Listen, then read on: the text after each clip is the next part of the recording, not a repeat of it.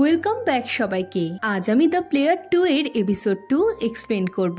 যারা এপিসোড 1 দেখোনি, ডেসক্রিপশনে লিংক দেওয়া আছে, ওখানে ক্লিক করে দেখে নাও। আর নতুন হলে চ্যানেলটা সাবস্ক্রাইব করে দাও।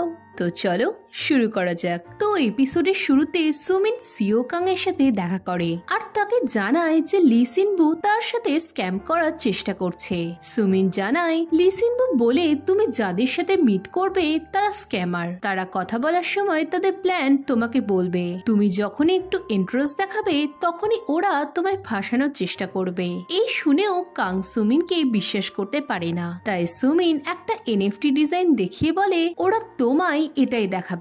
এই দেখে সিওকাং অবাক হয়। এখন বর্তমানে হারি ও বিয়ংমিনকে বেঁধে রাখা হয়। তাকে ঠকানোর জন্য হারি সুমিনকে দোষ দিতে থাকলে সুমিন বলে সে টাকার জন্য সব করতে পারে। এই শুনে হারি সিওকাংকে সুমিনকে বিশ্বাস করতে বারণ করলে সিও তাকে পাত্তা দেয় না।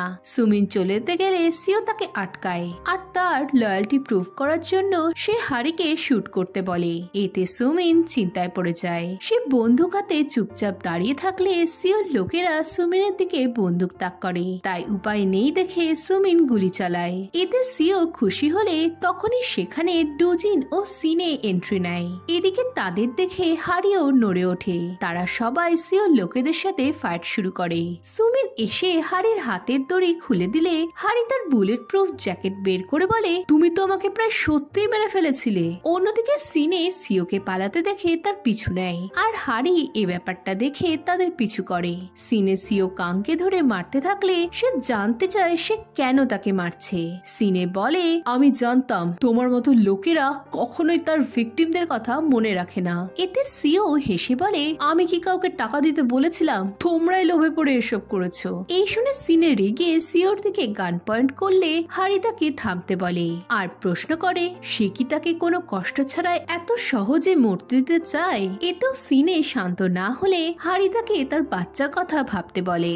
এই সময় সেখানে পুলিশ ফোর্স চলে আসে আর সকলকে গ্রেফতার করে। নেক্সট দিনে সিও পুলিশদের ঘুষ দিয়ে ছাড়া পেয়ে যায় আর হারিদের আটক করা হয়। পথে যেতে যেতে সিনে প্রশ্ন করে এখন তারা কি করবে। হারির জন্য সে তার রিভেঞ্জও নিতে পারল না। এই সময় ড্রাইভিং সিট থেকে যেই তাদের হ্যালো বললে ডুজিন ও বিয়ংমিন অবাক হয়ে যায় আর তার স্কিলের তারিফ করতে থাকে।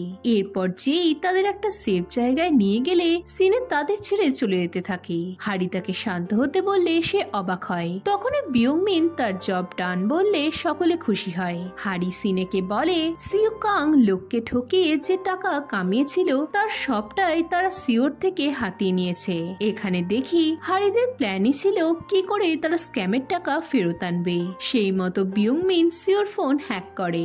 এরপর সিও যাতে তাতে সন্দেহ না করে তাই তারাই ট্রিক করে তাকে ডাউটে ফেলে দেয়। এ কাজে তারা সুমিনের হেল্প চাইলে সুমিন তাদের প্ল্যান মতো সিও কাং এর মনে সন্দেহ তৈরি করে। এরপর সিও যখন তাদের সন্দেহ করতে বিজি ছিল তখনই বিয়ংমিন তার ফোন বদলে দেয়। এদিকে এসব শুনে সিনে হা হয়ে যায়। হারি বলে সিও যখন দেখবে সে ঠকে গেছে তখন তার মুখ যে কেমন হবে তা আমি বুঝতেই পারছি।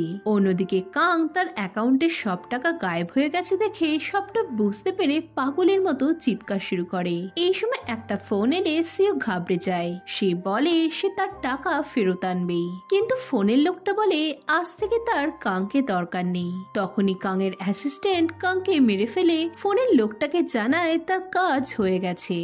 নেক্সট সিনে হারি সিনেকে সাবধানে থাকতে বলে জানায় সে শিগগিরই তার টাকা ফেরত পেয়ে যাবে। এতে সিনে তাকে সবকিছুর জন্য ধন্যবাদ জানিয়ে চলে যায়। এরপর হারি তার টিমকে রেস্ট নিতে বলে নিজের সুমিনের কাছে যায়। সুমিন তাকে প্রসিকিউটর জাং এর কথা বললে হারি অবাক হয়। সুমিন বলে আমি জানি তুমি ওর হয়ে কাজ করতে, তাই আমি চাই তুমি এখন আমার হয়ে কাজ করো।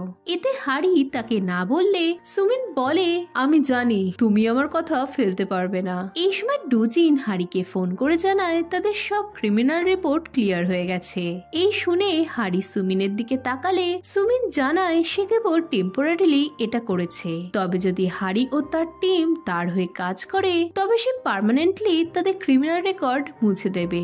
নেক্সট সিনে হারিরা কোরিয়া ব্যাক করে। এয়ারপোর্টে তাদেরকে সুমিনের লোক ফং নিতে যায়। সে তাদেরকে তাদের গোপন আস্তানায় নিয়ে গেলে যেই ডুজিন ও বিয়ংমিন সুমিন অনেক খুশি হয়। এরপর হারি তাদের কাজের ব্যাপারে জানতে চাইলে সুমিন তাকে আজকের দিনটা রেস্ট নিতে বলে। পরের সিনে একজন কিছু মেয়েদের নিয়ে একটা বাড়ি এলে মিউ নামের একজন বাড়ি যাওয়ার কথা বলে।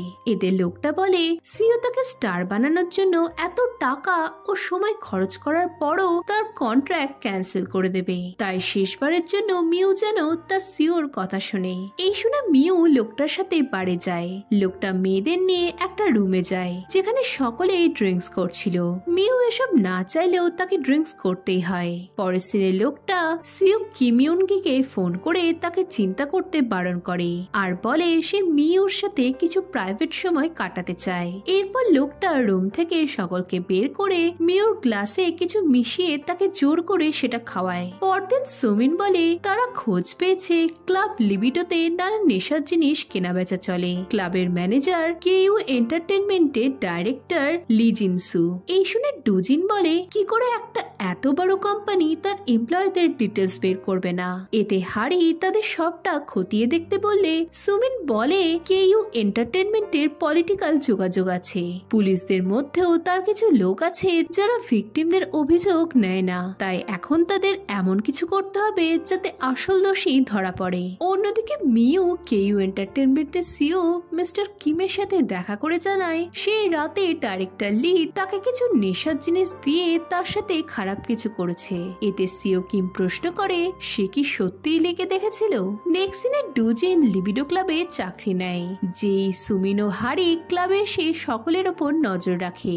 এই সময় লি সুমিনকে ডান্স করতে দেখে হাঁ করে তার দিকেই তাকিয়ে থাকে। হারি ব্যাপারটা লক্ষ্য করে সুমিনকে ইনফর্ম করলে সেও লিকে দেখে স্মাইল করে। পরের সিনে ডুজিন একটা রুমে নেশার জিনিস রাখা হচ্ছে দেখে সে সকলকে পিটিয়ে বেঁধে রাখে। অন্যদিকে বিয়ংমিন ও ওয়াং গাড়িতে বসে দড়ি বাঁধা প্র্যাকটিস করতে থাকে।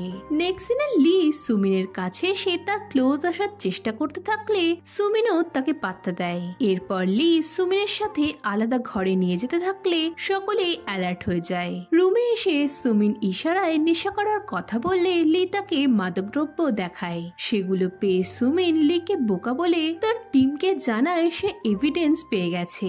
এদিকে কি হচ্ছে বুঝতে না পেরে লি সুমিনকে আটকাতে গেলে সুমিন তাকে মারে। এই সময় হারি ও যেই রুমে চলে আসে লি তাদের দিকে চাকু ধরলে যেই তাকে লাথি মেরে নক আউট করে দেয়। পরের সিনে লিকে বেঁধে রাখা হয়েছিল। সে হারিদের দেখে রাগ দেখাতে থাকলে সুমিন মাদকদ্রব্যের ব্যাপারে প্রশ্ন করে। লি এতে পাত্তা না দিলে সুমিন জানায় তারা তার ক্লাব থেকে প্রচুর স্যাম্পল উদ্ধার করেছে। সুমিন বলে তার ধারণা এসবের সাথে কেইউ এন্টারটেনমেন্টও জড়িত। এতে লি মুখ না খুললে হারি বলে তুমি বলছো যে এগুলো এক গাদা খেলেও কেউ মরবে না, তাহলে চলো তোমার ওপরই এটা ট্রাই করা হোক। এই বলে হারি লিয়ের মুখে অনেকগুলো মাদকদ্রব্য ঢেলে দেয়। এদিকে এসবের জন্য লি অনেক ভয় পেয়ে বলে সে তাদের প্রশ্নের উত্তর দেবে। পরের সিনে সুমিন জানায় রুমার্স আছে যে কেইউ এন্টারটেনমেন্ট তার আর্টিস্টদের বিপথে চালনা করে তাদের দাস বানিয়ে রাখে, কিন্তু এসবের মাধ্যমে যে সিও কিম মাদকদ্রব্য ছড়াচ্ছে সেটা কেউ জানে না। হারি বলে তাদের সিও কিমকে ধরতে হবে। সে ডুজিনকে কল করলে সে জানায় সে পার্সেলটা ঠিকমতো পৌঁছে দিয়েছে। এই শুনে হারি সুমিনকে প্রশ্ন করে তাদের প্রসিকিউটর বিশ্বস্ত কিনা। সুমিন বলে দোসু অনেক বুদ্ধিমান হওয়ার সাথে সে অনেক জনপ্রিয় প্রসিকিউটর আর সে তার জবের ব্যাপারে ভীষণ লয়াল। এদিকে দোসু তার গাড়িতে আওয়াজ শুনে ডিকি খুলে ভেতরে লিকে দেখে অবাক হয়ে যায়। সে লিকে তার অফিসে নিয়ে গেলে লি বলে সে কিছুই জানে না। পরদিন হারিকে একা দেখে সুমিন বাকিদের খোঁজ করলে হারি জানায় তারা তাদের কাজে লেগে পড়েছে। এই শুনে সুমিন হারির কথা জিজ্ঞেস করলে সে বলে সে তার অ্যাঞ্জেলের সাথে মিট করতে যাবে। অন্যদিকে সিও কিম এক পুলিশ অফিসারকে তার হেল্প করার জন্য ট্রিট দেয়। রুমে হিডেন মাইক লাগানোর জন্য হারিরাও তাদের কথা শোনে। সিও কিম পুলিশটাকে ঘুষ দিতে যায় আর তখনই টায়ে স্পাই ক্যামেরা লাগিয়ে ডুজিন রুমে এলে তারা চুপচাপ হয়ে যায়। সিও বলে তাদের খাবার সার্ভ করা হয়ে গেছে, কিন্তু ডুজিন তাও তাদের বারবার বিরক্ত করতে থাকলে সিও তাকে টাকা দিয়ে ডিস্টার্ব করতে বারণ করে দেয়। নেক্সট সিনে দোসুকে তার জুনিয়র প্রসিকিউটর জাং ও তার টিমের ব্যাপারে কথা বললে দোসু তাদের ব্যাপারে সার্চ শুরু করে। জুনিয়র তাকে হারির ডিটেলস দিলে হারির বাবার নাম দেখে দোসু অবাক হয়ে তখনই তার ছবি লিকে দেখায়। যায়। লি হারির ছবি দেখে জানায় এই তাকে বেঁধে রেখেছিল।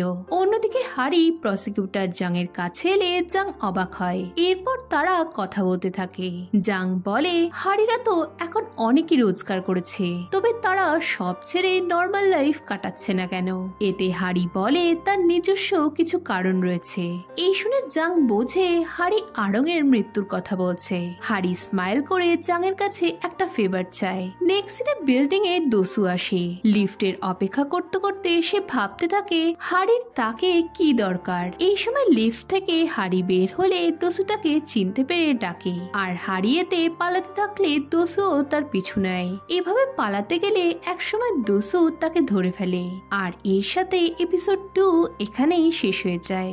এখন এরপর কি হবে জানতে হলে ভিডিওটাতে লাইক ও কমেন্ট করো, আর নতুন হলে চ্যানেলটা সাবস্ক্রাইব করে দাও। তো দেখা হচ্ছে নেক্সট ভিডিওতে। বাই।